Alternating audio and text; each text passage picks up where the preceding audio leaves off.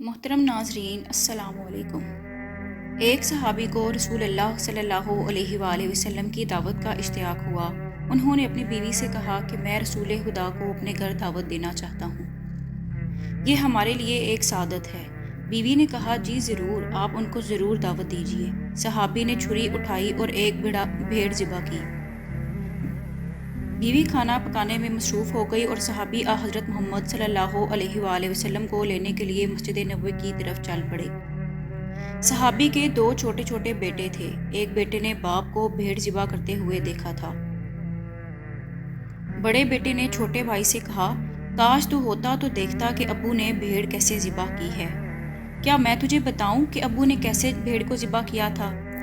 چھوٹے بھائی نے کہا ہاں بھائی ضرور بتاؤ مجھ کو۔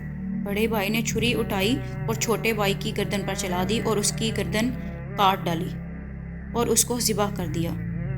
جب اس کی چیخیں ماں کے کان تک پہنچی تو اس نے بڑے بیٹے سے کہا کہ یہ تو نے کیا کر دیا بیٹا؟ بڑا بیٹا ماں کی ڈانٹ سے ڈر کر چھت پر چلا گیا اور چھت سے گر کر مر گیا۔ جب ماں نے دونوں بچوں کی لاشیں دیکھی تو منہ پیٹ کر رہ گئی، مگر اس نے اس کے باوجود حضرت محمد صلی اللہ علیہ وآلہ وسلم کے لیے کھانا پکانے میں کوئی کوتاہی نہ کی۔ اس نے بچوں کی لاشیں اٹھائیں اور دوسرے کمرے میں انہیں رکھ کر ان پر کپڑا ڈال دیا۔ کچھ دیر اس کا شوہر محمد مصطفیٰ صلی اللہ علیہ وآلہ وسلم کے ساتھ آ کر دوسرے کمرے میں بیٹھا۔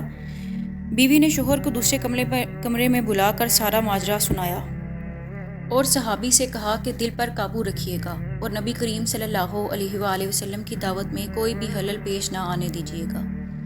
صحابی نے حضرت صلی اللہ علیہ وآلہ وسلم کی خدمت میں کھانا پیش کیا۔ ابھی آپ صلی اللہ علیہ وآلہ وسلم نے لقمہ توڑا ہی تھا کہ جبریل امین آپ پر نازل ہوئے اور کہا کہ اپنے میزبان صحابی سے کہیں کہ میں اس وقت تک کھانا نہیں کھاؤں گا جب تک تمہارے دونوں بچے بھی میرے ساتھ بیٹھ کر کھانا نہ کھائیں۔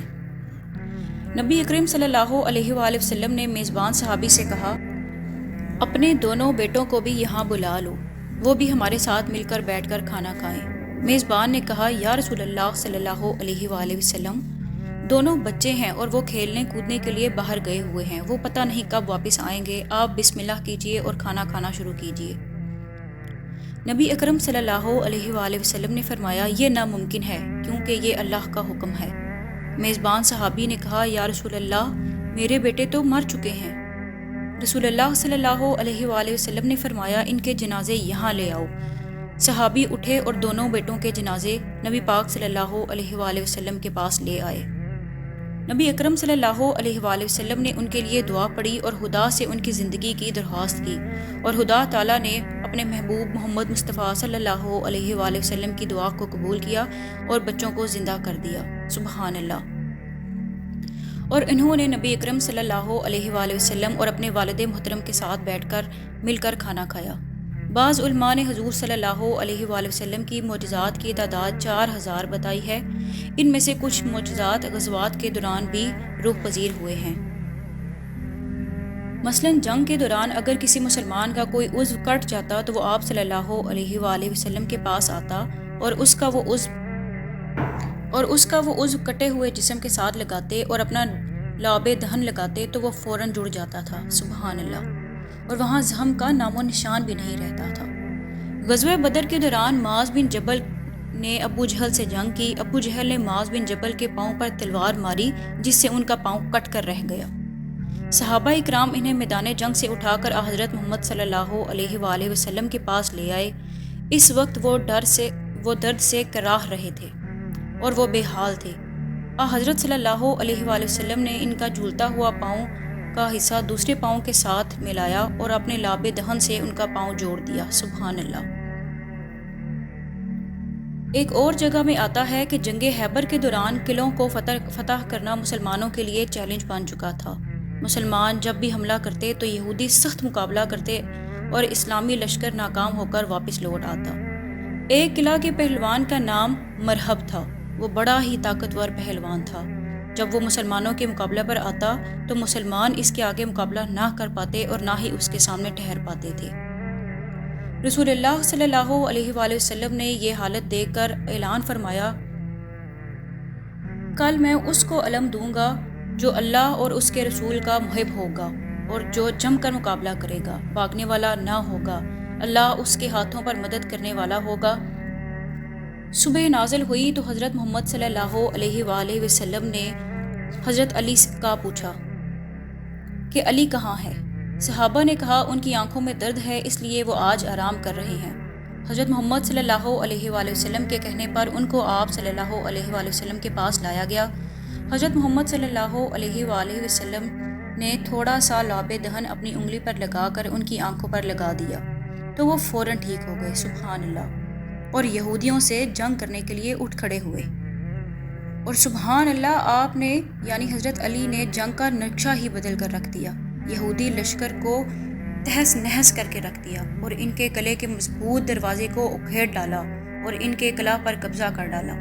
حضرت علی کا اپنا بیان ہے کہ اس کے بعد پوری زندگی میری آنکھیں حرام نہیں ہوئیں، سبحان اللہ۔ اور آخر میں حضرت محمد صلی اللہ علیہ وآلہ وسلم کی تواضع کے کچھ چند واقعات یہاں پر بیان کرتے ہیں۔ ایک دفعہ کا ذکر ہے کہ حضرت محمد صلی اللہ علیہ وآلہ وسلم اپنے چند صحابہ کے ساتھ سفر پر نکلے اور ایک جگہ انہوں نے قافلے کا پڑاؤ ڈالا۔ ان کے پاس کھانے کے لیے ایک بکری تھی۔ صحابہ میں سے ایک نے کہا کہ میں اس کو ذبح کروں گا، تو دوسرے نے کہا کہ میں اس کی کھال اتاروں گا، اور تیسرے نے کہا کہ میں اس کا سالن بناؤں گا۔ نبی اکرم صلی اللہ علیہ وآلہ وسلم نے کہا کہ میں لکڑیاں اکٹھی کر کے لاؤں گا اور آگ جلاؤں گا۔ تمام صحابہ یکجا ہو کر بولے اور ان کو اس کام سے منع فرمایا اور کہا کہ نہیں نبی پاک صلی اللہ علیہ وآلہ وسلم، آپ یہ کام مت کیجیے، ہم خود کر لیں گے۔ اس پر نبی اکرم صلی اللہ علیہ وآلہ وسلم نے فرمایا کہ مجھے تم پر کوئی بھی فوقیت یا برتری نہیں ہے اور نہ ہی میں کسی پر بوجھ بننا پسند کرتا ہوں، سبحان اللہ۔ ایک اور جگہ میں روایت ہے کہ اہل مدینہ کی عادت تھی کہ وہ روزانہ نماز فجر کے بعد اپنے گھروں سے پانی بھر کر لاتے تھے اور حضرت محمد صلی اللہ علیہ وآلہ وسلم اپنا ہاتھ اس پانی میں ڈالتے تو وہ پانی میٹھا ہو جاتا، سبحان اللہ، اور صحابہ اکرام اس کو تبرک سمجھ کر پیتے تھے۔ جب شدید سردی ہو جاتی تھی اس وقت بھی لوگ پانی کا برتن بھر کر لاتے تھے اور اس وقت بھی محمد مصطفیٰ صلی اللہ علیہ وآلہ وسلم اس پانی میں اپنا ہاتھ ڈال کر اس کو میٹھا کرتے تھے اور کبھی یہ شکایت نہیں کی تھی کہ پانی بہت ٹھنڈا ہے، واپس لے جاؤ اس کو۔ ایک اور روایت میں آتا ہے کہ نبی پاک صلی اللہ علیہ وآلہ وسلم کے پاس ایک کنیز آئی اور آ کے آپ سے درخواست کی کہ میرا مالک مجھ سے بہت بدسلوکی سے پیش آتا ہے، لہٰذا آپ میرے ساتھ چلیے اور اس سے کہیے کہ مجھ سے بدسلوکی کا رویہ نہ رکھے۔ آپ صلی اللہ علیہ وآلہ وسلم نے کنیز کی بات سنتے ہی اس کے ساتھ چل پڑے اور اس مالک کے دروازے پر پہنچے۔ جب اس نے دیکھا کہ وہ اس کنیز کی سفارش کر رہے ہیں تو اس نے اس کنیز کو راہ خدا میں آزاد کر دیا، سبحان اللہ۔